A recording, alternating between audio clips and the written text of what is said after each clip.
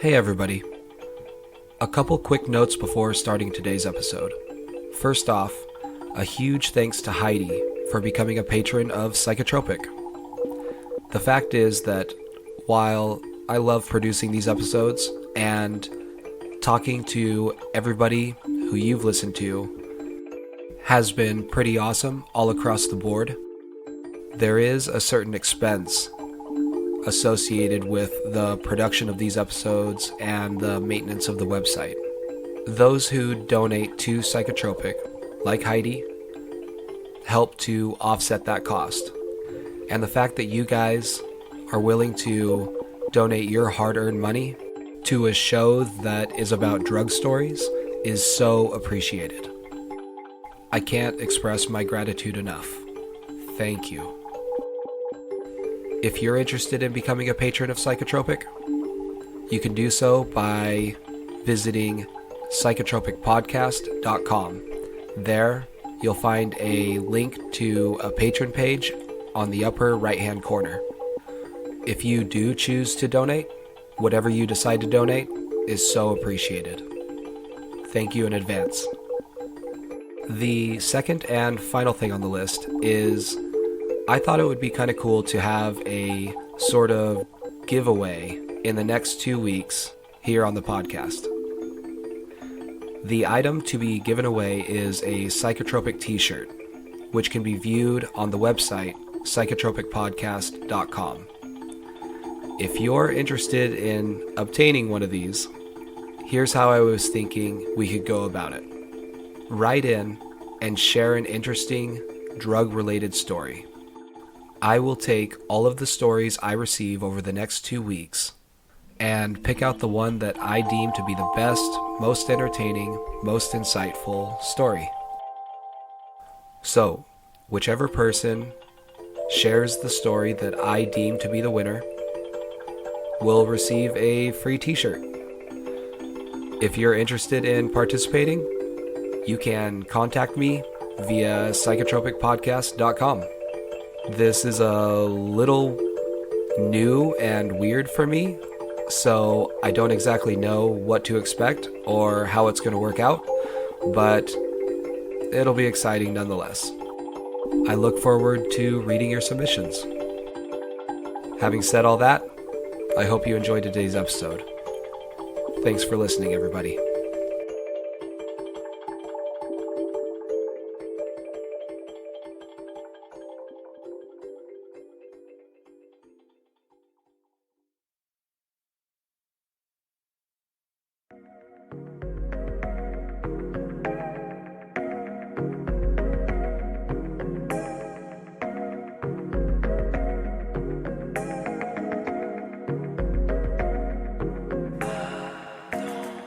My name is Dr. Ryan Westrum. I'm a clinical psychologist, a practicing therapist in the local area of the Twin Cities of Minnesota. I practice predominantly in the work of a psychedelic integration therapist for over the last 15 years. I work in areas of integrating psychedelics. I also work where the intersection of sexuality lies and help support backgrounds of addiction, end-of-life care, and many other things that come in the overarching umbrella of psychedelic experiences, non-ordinary experiences, such as dream states, holotropic breathwork, as well as hypnosis. Psychotropic presents Dr. Ryan Westrum.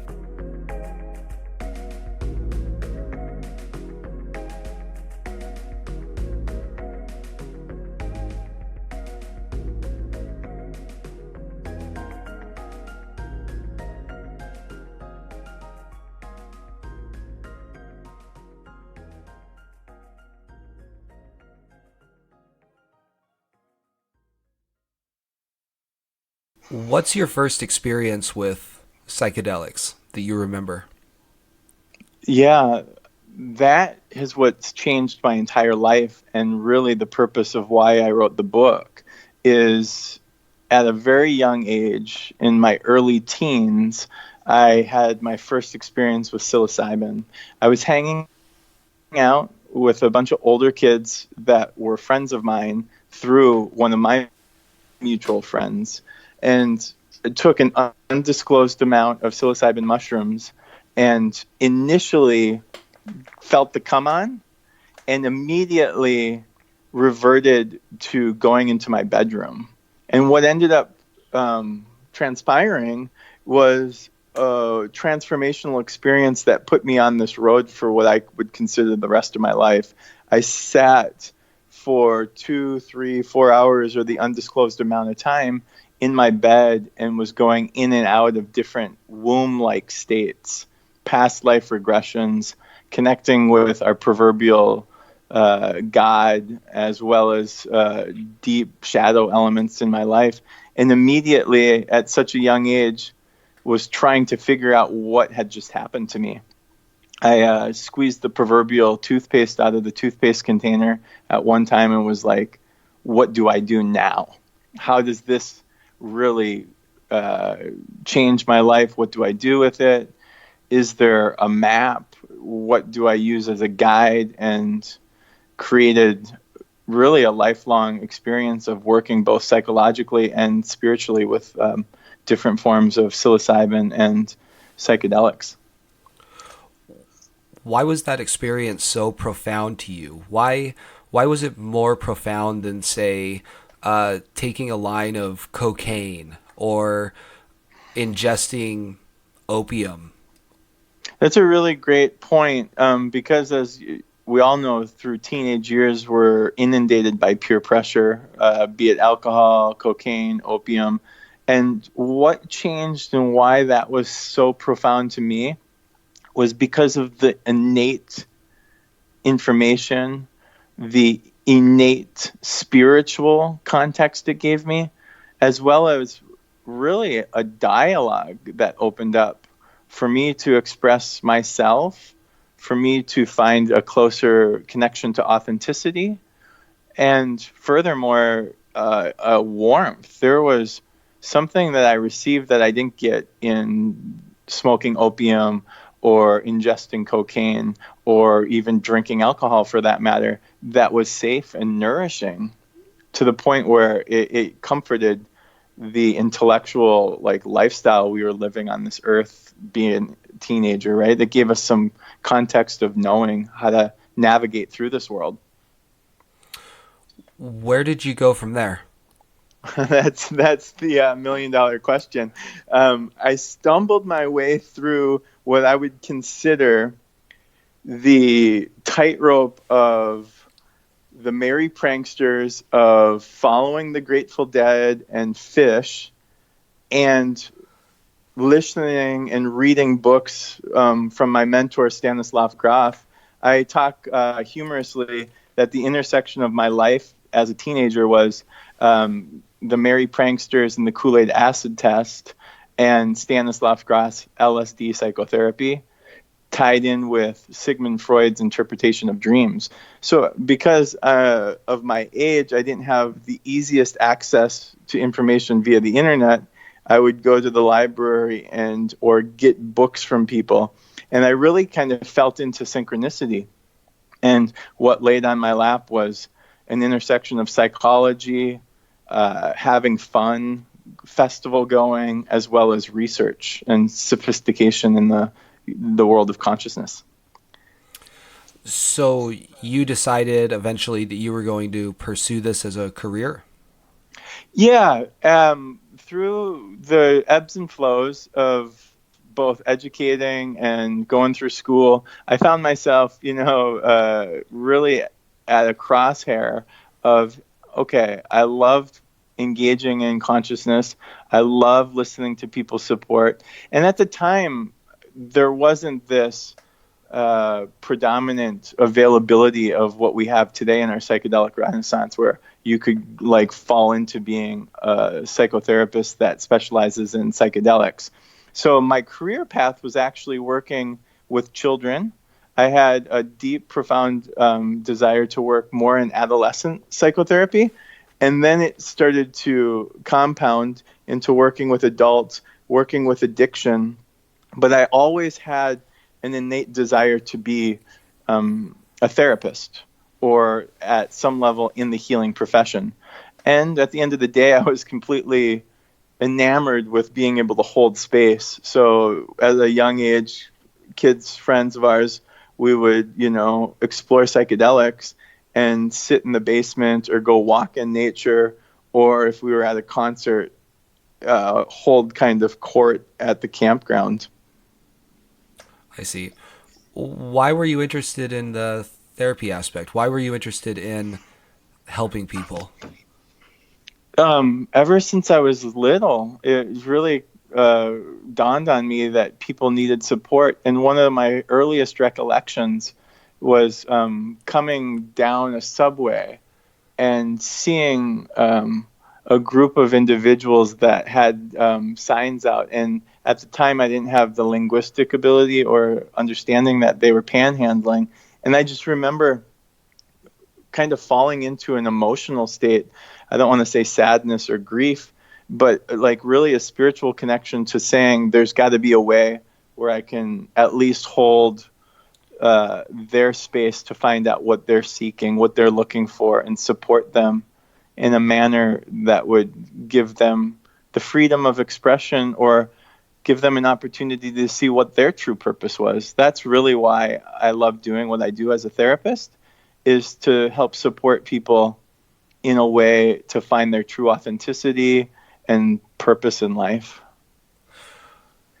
So, man, I got a number of questions. Yeah. I gotta try to remember them. I'll do my best, but I'm gonna first off. Why do you believe that inducing a non-ordinary state of consciousness will help somebody find their true meaning? Why can't they find that true meaning without? Oh, that's to say that I would assume. I don't think I would say they couldn't find it without. There's many people, and I do advocate the use of psychedelics only for people that feel comfortable with it.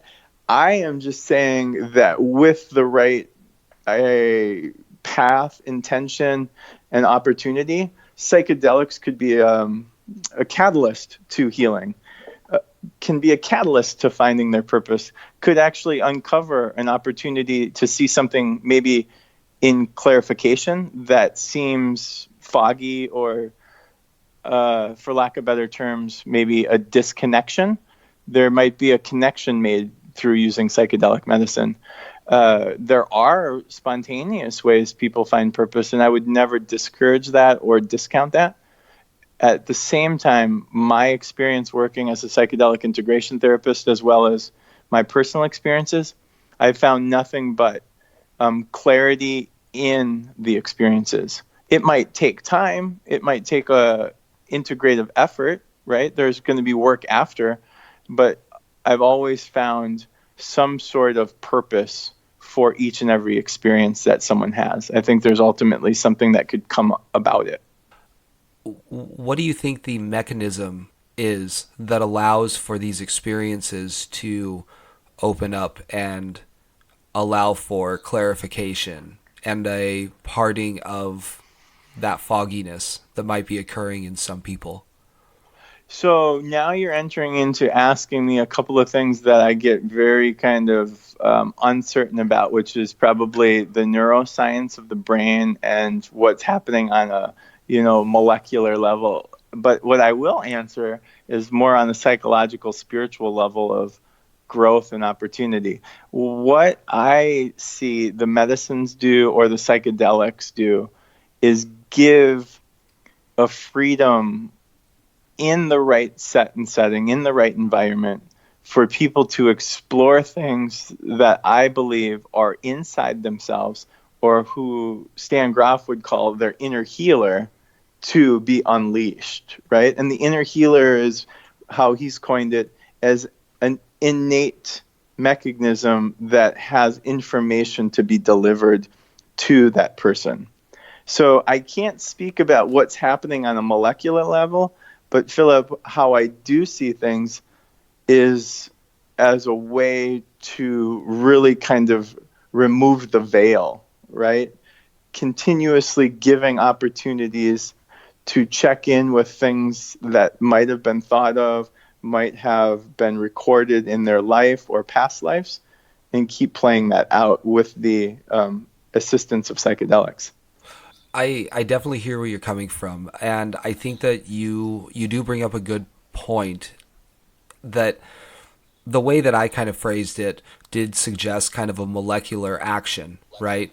Like when I say the mechanism of action, it kind of Sure. alludes to a molecular aspect to it, which, me being a little more versed in neuroscience, that's kind of the thing that I'm drawn to.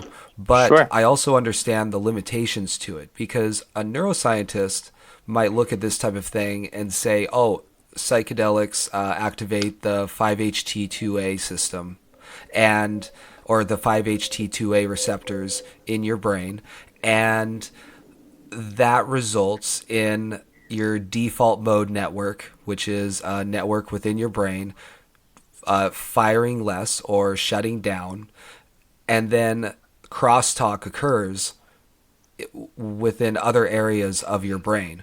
But you bring up a good point in that you kind of alluded to talking about it in more of a spiritual sense or more of a psychological sense. And there is, at least right now in today's culture, there seems to be somewhat of a disconnect between consciousness and brain, right? Yeah. We assume that consciousness arises from the brain, and there's evidence to, like, it definitely seems to be correlated with that, at least as a lot of evidence shows. But correlation doesn't mean causation, and even the word causation, that might not even be accurate. The brain might not cause consciousness. And so I like the idea of talking about psychedelics in more of the psychological way.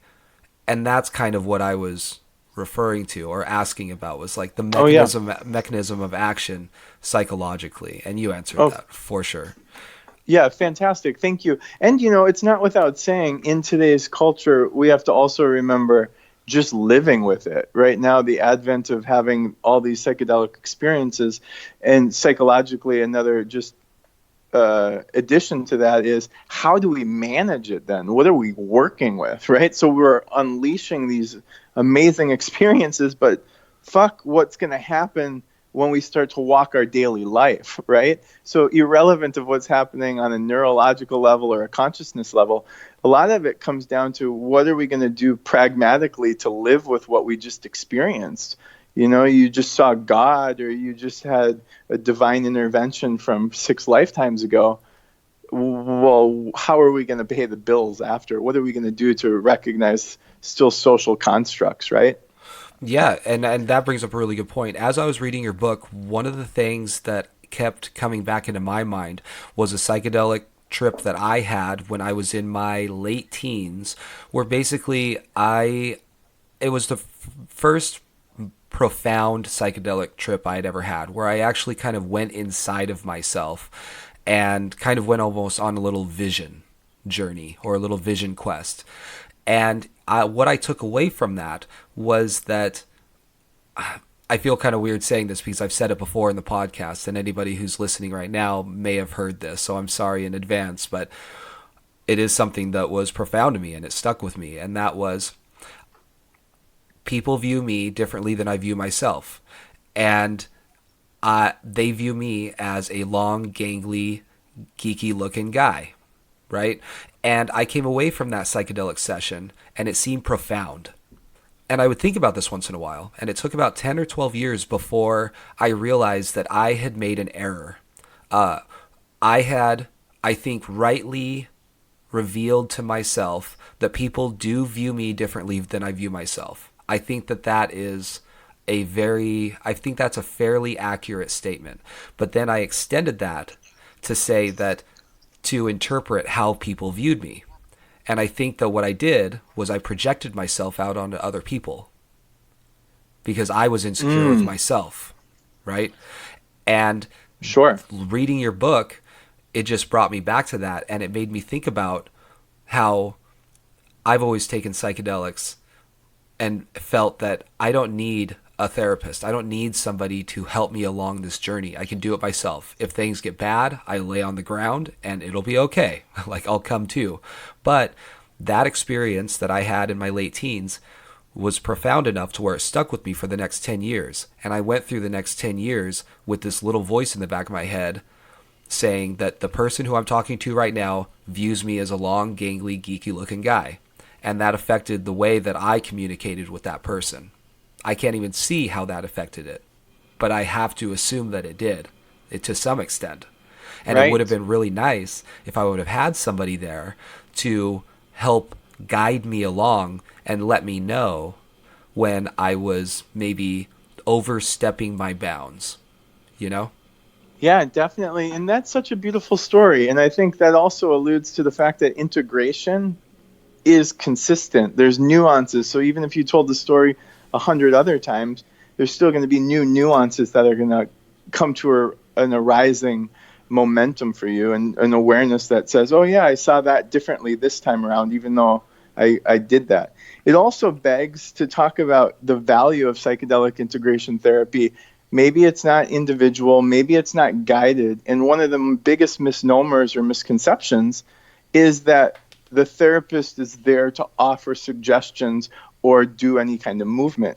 And in all actuality, it's a very non-directive experience, but it helps, as you alluded to continue to use the flashlight, an opportunity for the client to know where home is, and the therapist just continuously shine it in different directions. And when the client or the participant of the psychedelics says, aha, that feels like home, it's because the therapist was just in conjunction with that person to shine the light in that direction. It's not really an active process. It's a very reflective and passive experience. So two things. One, my story definitely does suggest that integration isn't always beneficial, because I think that when somebody does take psychedelics, oftentimes they do integrate afterwards. They think about their experience afterwards, and at least some people, like myself, try to integrate that into my everyday life, and I almost incorporate it, or they almost incorporate it into their worldview. The second thing, though, is, so say you have somebody on your couch or chair or bed or however your setup is when you are performing, say, a psychedelic integration therapy session, which I don't know if it involves psychedelics themselves in that moment. No, yeah, and that's a good point to make, and I'm going to jump in, and I apologize for cutting you off, but it's not. These are reported experiences in my office sober. So what we're doing is we're recollecting.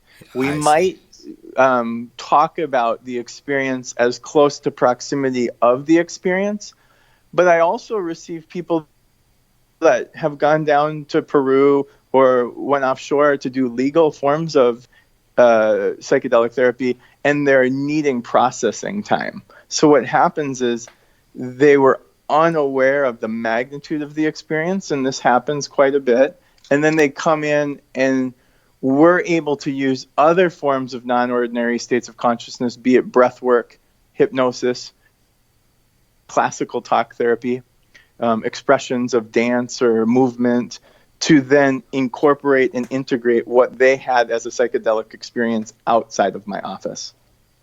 I see. So if somebody were to come in with a similar story, do you feel like you might recognize there was an overstepping of bounds taking place? Although I'm just off the bat, I'm actually assuming that I did overstep bounds, right? Where I basically projected myself onto other people, where you might think differently if somebody were to. Well, this is a great question, and I think it arises the idea of objective opinions and subjective opinions. And what I never want to do is make an objective statement for someone that says this is, as you said, God's word or the only way to look at it. However, what could then uncover in situations such as yours, I would invite you then to say, let's look at many different directions. Is that what I did? Did I project on these people? And what elements did I project? And then also, what elements saved me or gave me a secure base to say, hey, no, that was my ego structure at my age, and it gave me permission to look at myself. I would never want to give dogmatic information. I would use it again as an extension of the expression of the psychedelic experience, try to get into it and make it bigger, make it larger, and see if we could uncover more, both in the physical body and the emotional mind, and connect those two. I see. Kind of changing gears a little bit, you had touched on this idea of an inner healer. And in truth, I had a hard time with that one, right? Because again, like I'm a pretty big reductionist, and I'm a pretty big materialist. And the idea that there is some form of an entity within me that will help direct what I am ready to learn, I have a hard time with it. And in reading your book, I definitely had I ended up actually taking notes about it, right? I was at least that passionate about it, where I was like, oh, God damn it. You know, like it started to like sound woohooey or something. But I was able, I actually kind of put myself through almost a little therapy session of sorts, where I started to break down, well, one, how can I interpret this? How can I interpret what an inner healer is? And then I also was able to step back and reflect on why I took such issue with it. And honestly, I came to certain answers to where I was able to accept that term and actually understand why you may have used that term the way that you did. And I just kind of wanted to hear your take on it and what the inner healer is to you, and maybe the genesis of that idea for you. Yeah, first and foremost, thank you so much. And I love the expression of your story of how you reflected both on yourself and also kind of took it as, like you said, the reductionist model. It's important. And I myself, before going any further, have that same conflict, right? Is there a real physical manifestation of what's happening with the psychedelics, or is it really that spiritual and it's beyond, words? I use the word inner healer in homage to Stanislav Grof, one of the preliminary, members of the psychedelic community, did the psychedelic therapy in the 50s, and still to this day has an amazing opportunity to share his wisdom. So being taught under him and using his version of that word, he calls it the inner healing mechanism. And it's really an opportunity to look at going towards what you would say is your wholeness, your authenticity, your full body, your full potential. And depending on, from my vantage point, your psychological process or your comfort in it, it can bring up experiences. So I believe it's in conjunction, Philip, with the medicines, right? Each medicine we always hear says it's not going to give you what you want, it's going to give you what you need, right? Be it an ayahuasca ceremony or a psilocybin experience or MDMA therapy session. Those all bring up, and you can put as much intention in the world as you want, but at the end of the day, it's going to give you really what you need. And I feel the inner healer is the same thing. I believe our inner healer, if you look at it in a Freudian sense, it's the unconscious, or with Jungian, he talks about maybe the shadow elements, or he talks about different individuation of that. And for us, we have to look at it. Some of these things are beyond us. And I find deep solace and value in making it your own and saying, okay, this is my inner work. This is what I have to do. And this is what I need to bring to the table along with the medicine work. The way that I came to be okay with it was to think of it as, so again, going back to taking psychedelics, the 5-HT2A receptor, how it diminishes the activity of your default mode network, which seems to be kind of the manager of what brain regions can communicate. And when Sure. that's diminished, then you start to get this crosstalk between brain regions that normally don't communicate. And I started to interpret the inner healer as the neural connections that were most possible that weren't maybe necessarily connecting all the time or maybe at all. And so those connections allowed for new types of learning to take place because for whatever reason, that diminishment of the default mode network and that flood of serotonergic like compounds in your brain would allow those connections to form a new communication. And so I almost viewed the idea of an inner healer as those connections that were, I guess, quote unquote, ready to communicate. And then I love that. And then the idea of integration is you have to take those now new connections and compare them to your environment and see what connections remain valid, which connections allow you to further your existence or better your existence in your environment. And again, that's a very kind of materialistic, reductionist way, but it allowed me to see it that way because, as I said before, my big kickback to it, my big drawback to that term, it incited in me almost kind of like this, oh my God, it's too fucking spiritual. Like it's too... Yeah, no, right. Too woo-y. I get it. But the reason I thought that, and this is where I had to reflect back on myself, was I had never experienced on psychedelics anything that might allude to some entity actually working towards my benefit, you know? Sure. But just because I haven't experienced that myself doesn't mean that other people haven't, and it doesn't mean that it's not a valid concept or it's not something that could be real. It's just my ego saying that no, you haven't experienced that in the world, therefore it's invalid. And so as I was reading that, my initial kick was this is invalid. But then I was able to rationalize it in my own way, and then I guess have the courage to reflect back on myself and start to question why was it such a big deal for me. Sure. And I really appreciate that. Yeah, thank you. It was really cool. I enjoyed it a lot. Yeah, and to dovetail into more of a conversation around it, I think in this life too, we have to learn to find ways to embody the process, especially with the advent of trying to decriminalize the psychedelics or trying to make them pragmatically available to people. You can't be too spiritual. So I can appreciate your importance and value put on the reductionist model or the pragmatic reality. But we also have to know there are some things that are becoming, as you said, newly wired or newly uncovered and give meaning to them. And oftentimes a lot of the clientele finds spiritual meaning in things.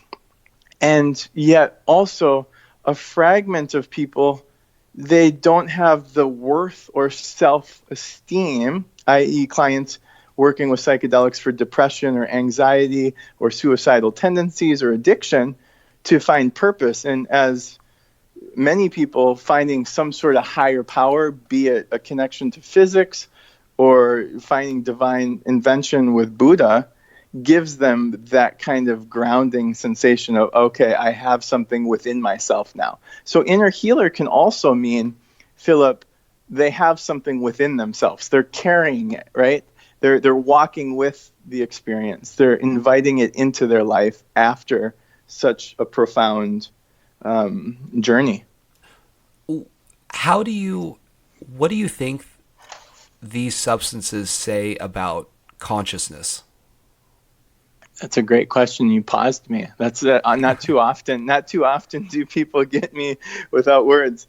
Well, in the form of the energy that they bring, right? So there's a twofold prong that I look at that. One, you lean on how psychedelics is both psychologically being used It's also being used in the sense of, okay, is science real? Is psychology just stuff as well? Or are we playing with things that aren't, I guess, accessible? And when I think of consciousness, I think of, I lean on a lot of what's going on to have proof. Do we need to find proof in this? Do we need to find particular direction, or can we just leave it to an experience, right? And it gets me really tied up. And I'll be very transparent with you. A lot of this becomes really hard for me to discuss because it goes over my head, even after all the experiences I've had with clients, trying to pinpoint it, trying to look at it in a sense that, okay, are we participating in this world or on some fourth dimensional continuum? I really have a hard time. It seems to me it only invites more psychedelic exploration, to be honest with you.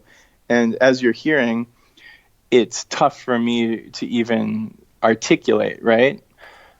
Yeah. It's extremely hard. And even as I'm sitting here, your question has dumbfounded me. Yeah. I think about it all the time, and I definitely do wonder what just drugs in general. I mean, psychedelics, cocaine, opiates, and anything that alters your perception and your consciousness. I wonder. Yeah, and go ahead. I wonder what they do, you know? Well, not only what they do, but why they're invited. So many people. This invites the question. Okay, people say ayahuasca called to them, or using psychedelics has been invited to them, right? And I ask myself, then why hasn't it been invited to the other 60% of the population, right? It alarms me to say there's certain people that also are drawn to it, right?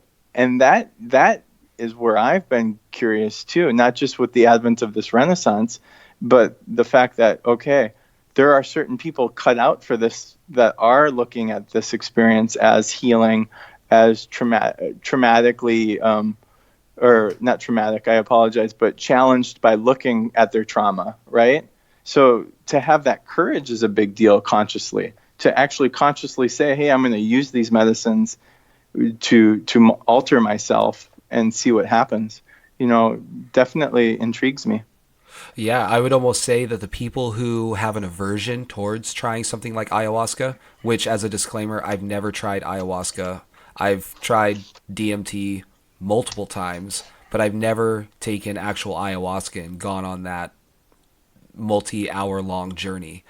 But I would almost say that the people who have an aversion towards trying that, they, in a way, might almost be more aware of the ramifications than people who initially go off to try them and are afraid to.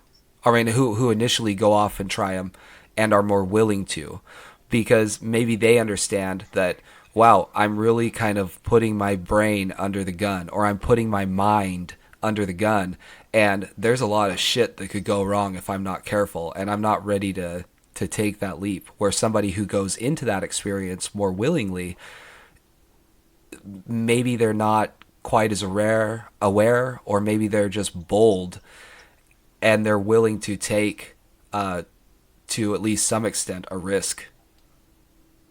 Yeah, that's alarming when I witness clients. You can see the fear come up. Like if they're talking to me intentionally about saying, hey, they want to consider the possibility of doing psychedelics and they've never done it, but they keep being drawn to it. I ask them to sit with that healthy sense of anxiety, because oftentimes people are going to get really clear information around exploring that kind of territory of, okay, why am I doing this? Why do I want to do this? Not only does their survival mechanism start to kick in, but they also start to already get, as you alluded to earlier in our conversation, that clarity of, or expression of enlightenment without even needing to take the medicine. They're like, oh, I know why I'm scared. And they're already starting to recognize what could come out in the psychedelic experience. Yeah, I see. I wanted to go back to your schooling. What was that like? What is the path towards psychedelic integration therapist like? It's a path that really you have an opportunity to choose. So my specific path was colored with a lot of different deer trails. I went to university and actually was a hockey player playing Division One hockey, and so all along the while playing hockey, I was invited and engaging and still living the lifestyle of a psychonaut. And I was teeter-tottering on going to school for child psychology, philosophy, and all the while working through what was innately coming my way through psychedelic experiences. And at that point in time, I made a distinction of what I wanted to do with my world and my life, and that was to continue to follow the therapeutic path. Not at any time was I aware that you could be an integrative therapist until I started to work with Stan Groff and the holotropic breathwork community.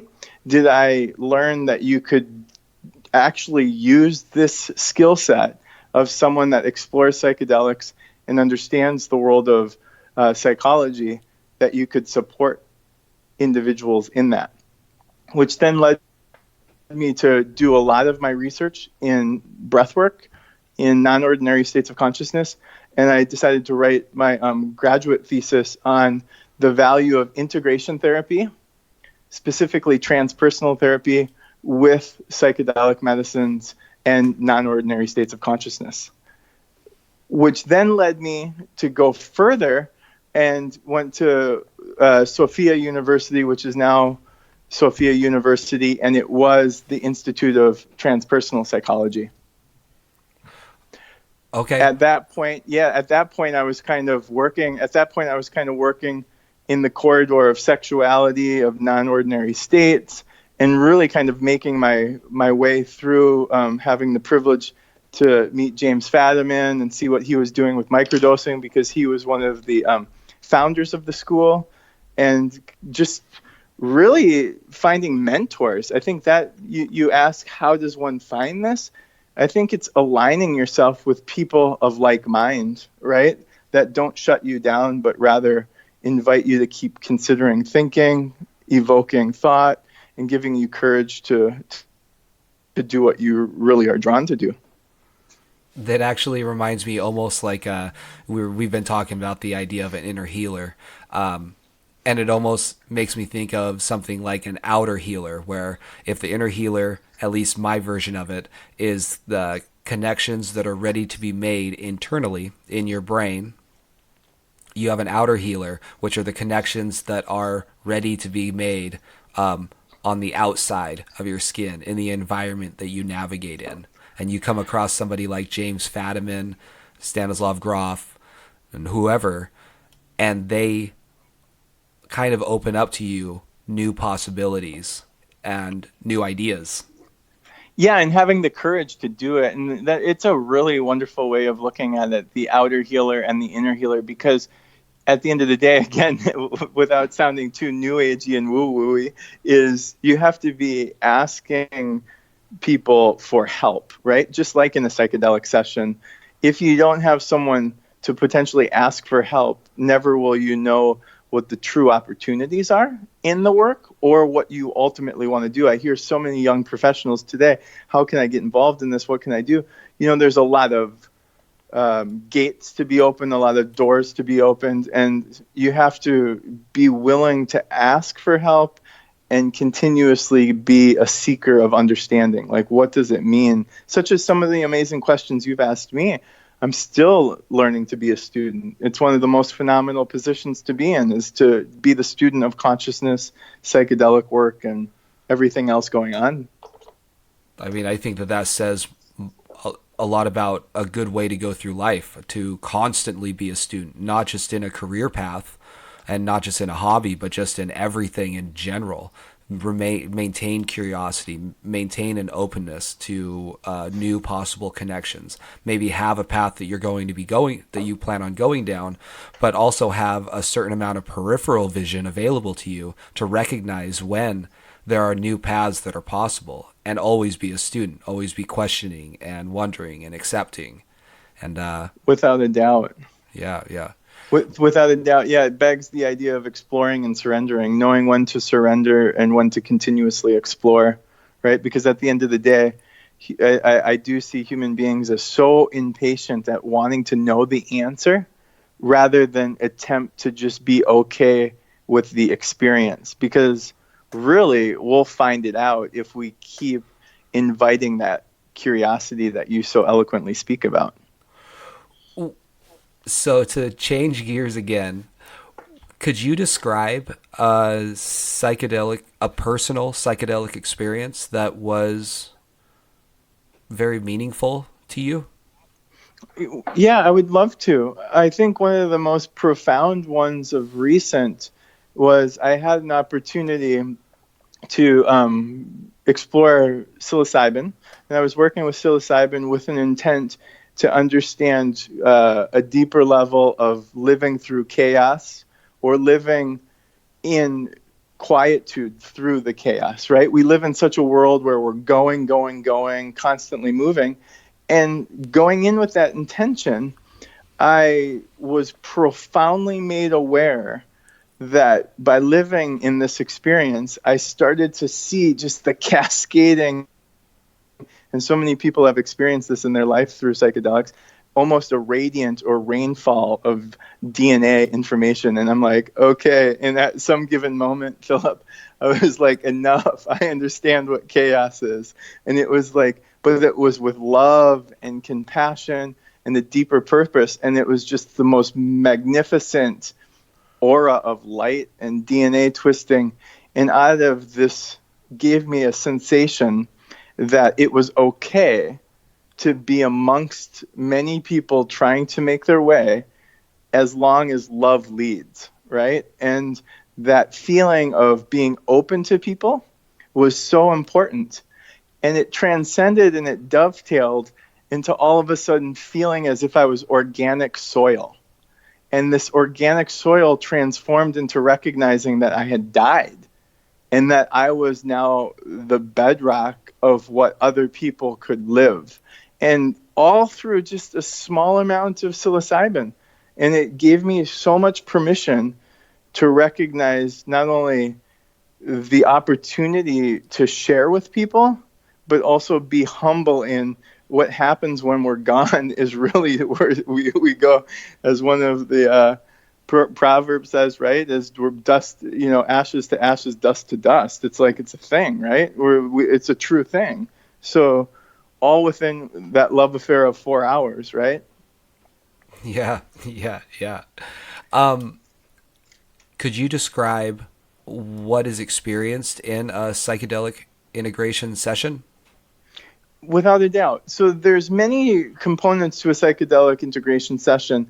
And one of the similar themes that goes along no matter where you come in the mix, if it's before a session, after a session, or sometime far off, I really like to experience people to give people an experience that is full of their five senses, right? So a lot of times people will come in and I will immediately inquire about a lot of the pragmatic, factual realities is, have you had experience working with these medicines? Have you experienced specific, what I would call spiritual emergence or proverbial bad trips or challenging experiences? What's your relationship with why you're taking it? So we'll go through the laundry list of what's the draw to this work or what is your relationship to this work. And after we get done with kind of filling the nuts and bolts of psychedelic work, we really attempt to connect the mind, the body, and the emotions around what our purpose is. So I created a small little analogy, and it's prep. We talk a lot about the preparation of working with psychedelics. And that's designed by talking about what your purpose is, reflect on how important this is to you, what you've done, how you've experienced it, lay out expectations, talk about expectations that they may have that psychedelic work could be used for, and ultimately what their potential is, what their potential they see using these medicines for, and is it recreational, is it for therapeutic? Because the minute we start doing all that, it becomes an intense individual experience, right? So I can't really formulate anything unless I start to feel into what their draw is, what they're really looking for. And then we express that through different exercises. We could do hypnosis. We could travel back into that experience by doing a breathwork session. We could talk about something that might have got them stuck. And sometimes that's a large aspect of it, whereas they feel stuck or blocked in their psychedelic experience. So we'll work on the shadow or the challenging aspects. But oftentimes it's really designed for them to make it their own, find out where they want to go with it and where they feel the most benefit. It almost sounds like you, one, try to draw them as much as possible into the present, both physically and mentally. And then two, you basically open up a space where they have somebody to talk to who is truly going to listen and is going to ask them to, I guess, talk further about things that both of you find interesting. Yeah, you bring up a good point. We hold the space. It's what I like to offer it as is a continuation of holding space for such an intense experience. Listening to them empathetically, giving them opportunity to challenge their thought processes around it. A lot of what psychedelic integration therapy is, from my vantage point, is an opportunity to both be empathetically supportive of the client, but also challenge them to look at, outside their peripheral blindfold, right? As you alluded to in your psychedelic experience, we want to give them a chance to say, is that all we see, or do we see something bigger, right? Does it transcend what they have as a limited expression of it thus far? It's really building upon that expression and making it more colorful, making it more crystallized for them to walk in it. And ultimately, psychedelic integration becomes very pragmatic. I want people to still walk their daily life, be able to integrate it into the way they live, right? Yeah, for sure. Would you mind describing one of these psychedelic integration therapy sessions that you've had with another client? Yeah, I'd have no problem. And to build context around it, it was when I was living overseas. I had time and had the privilege of working with these medicines where they were presented as legal. And so what I would do is the sessions would always happen in the morning. And I prefer using the medicines in the morning because people are coming not only with the fruitfulness of their unconscious dream state, but also the clarity of not being too engaged in their day-to-day living. So when I would invite the client to come in, it would be around 6 o'clock to 7 o'clock in the morning. And we would traditionally have already chosen what the medicine was going to be. Traditionally, it would be either MDMA or psilocybin. And we would have a brief conversation about what was coming up. And at that point, we were just priming the person to feel into this opportunity to explore. At that place, I give them 5 to 10 minutes to really connect to a higher source of inspiration, their guides, their allies, and we would create an altar that was designed for the psilocybin. So they would bring a token of appreciation, and I would give them opportunity to look into that. At this moment, what we would then do is present the mushroom for them to ingest, and all the while taking note at the time that they ingest to give them appropriate awareness of when the come on, the proverbial come on would be. And what we would end up doing is give them the sacrament, the mushroom, and we would go into another room and do some body stretching. I wouldn't call it yoga, but I would just say it's important, especially after sleeping all evening, to open the body up. This is all the while the medicine is coming on. So the stretching doesn't last more than 10, 15 minutes. At that point, the individual will come back into the room where there's a bed laid out with a bunch of pillows and blankets, and they have a blindfold or eye shade. And there's speakers around the room and a computer set up for music. I instruct the client to lay down.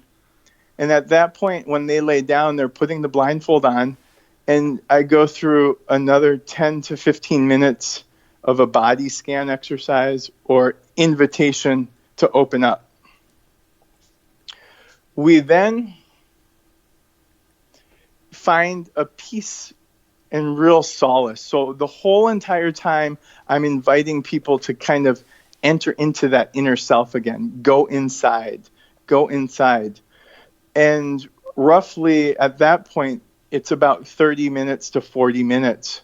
And I bid them farewell with a token of appreciation, a guide to keep following their breath, and there is music that cascades over their entire body. There's 2 or 3 speakers that were placed around them, and they had roughly 3 to 3.5 hours of evocative music that is really nondescript, that gives them an invitation to use the medicine, use the music, and use their breath. After 3.5 hours of music, it becomes a real non-directive experience, and they have the opportunity then to either lie there in stillness with the blindfold. Many times people will come out and go, holy shit, what the fuck just happened? And it was really profound to witness the deep variation of this experience, because they had just had 3.5 hours of lying. And not all the time were they sitting still. Many people would move. Many people had the experience of kind of working with the medicine, right? At the end of the experience, it became independent for each individual. I would sit there in what I would call the act of doing, not saying a word, not invoking any suggestions or directions, with the exception of really the arbitrary bathroom break or water that they might need. And at that given moment, it's super important, and I instruct people to make sure it's consistently moving. And what I mean by that is the experience can't be stagnant by just lying there. I'm a big, firm believer of embodying the experience through movement. So at some point, it's important to then go outside if they're in nature or if they are close to really kind of serene areas, to just check in with the external world, because they had just spent 3.5 hours underneath in the blindfold. Really, the experiences would end at roughly the 5 to 7 hour mark, depending on the individual and the experience they had. And there would be follow-up phone calls and integration circles later that evening or the next morning, depending on what the person wanted.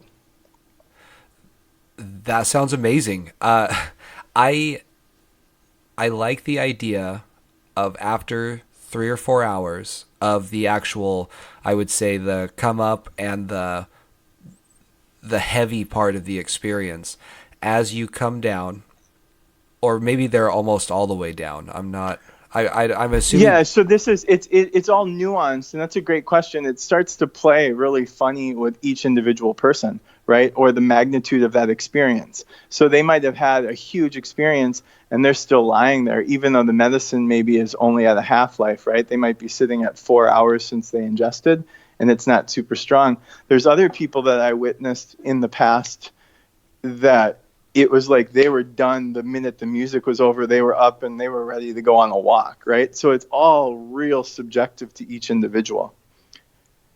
Yeah, I like the idea of kind of goading them or kind of suggesting that they go outside into a serene area because Yeah. from my experience, psychedelic sessions, some of the most profound aspects to them, the most profound lessons were to be had on the tail end of it. Oh, without a doubt. And I'm a firm believer, and there's a little hedonism in that. That I'm. It's not the researcher in me; it's the experiencer in me, right? It's the homage to the festivals or the music or walking in nature. There's a value, and there's what I allude to, the continuation of the process, right? That can really kind of entrench the experience and just enrich it to the point where, yeah, they might have had some profound thoughts underneath the blindfold, but what ends up happening is it just becomes that much more rich. What's their overall reception towards this? Like after the fact, after you've gone through a series of integration sessions, after the psychedelic trip, how do people trend as far as their response? The information that I've received from people is quite colorful. It's everything from what the fuck just happened, I'm still processing it and I need more time, to really just gracious in the opportunities that they have to come closer to themselves, get a firmer belief. And as always, the proverbial, that was 20 years of psychotherapy in 6 hours, right? Which is still tried and true in my opinion. Some often clients will be like, yeah, I can see why people say that, right? And they're still chewing on it to the point where they have zero interest in kind of getting back into it because there's still so much to digest. There's still so much benefits of finding out what information they need to still uncover or make sense of. For the most part, people are extremely happy. They want to find out, quote unquote regimens of the experience. And oftentimes I leave that again to their independent desires. For somebody who has never taken a psychedelic and who's interested in it, what would you have to say to them? What would you recommend? I think there's a 3-part component. First is preparation. Preparation can look at reading books, following the history, checking in with why they're drawn to it. The second is recognizing with prudence and real certainty what the people that they're listening to have to offer. Ask any questions they have, give them any information that they want, because this is a big step for people. It's not something that you can take lightly on. And at the end of the day, take it as an opportunity to keep like an abandonment. And what I mean by that is let everything else go, right? If you're really drawn to it, trust the people you're talking to, trust your intuition, and find really a sacred group of individuals that can give you both education, science, and pragmatic reality of what they're really looking for. I guess last question. Would you like to plug anybody or thank anybody? Well, what I would love to do is I would love to just give my reverence to the book was dedicated to the ancestors of this work and the descendants that follow. And so we're in a really privileged time. And if they could take a look at the book, it's called the Psychedelic Integration Handbook, and you can find it on Amazon, or you could find it at my website, psychedelicintegration.net. It's an homage for people to make it their own. It's designed with a spiral notebook in hand. The idea is that they get to integrate it with a now your turn and just make it their own. And I'm deeply appreciative of your time, and I thank you for the opportunity to talk to your guests, and it's been a pleasure. Yeah, and for my end, this has been absolutely awesome. I have read the vast majority of your book, and I thoroughly enjoyed it, and I highly recommend it to anybody who is interested in doing something like this, or who has done something like this and is just kind of looking for, I guess, more information about it, or they'd like to think about it in a more complete way. Yeah, I think you hit the hammer right on the nail. And the idea is it's for anybody curious, interested. Maybe they have loved ones. Maybe they need to have a better understanding before they're curious of doing it. It's perfect for the whole population.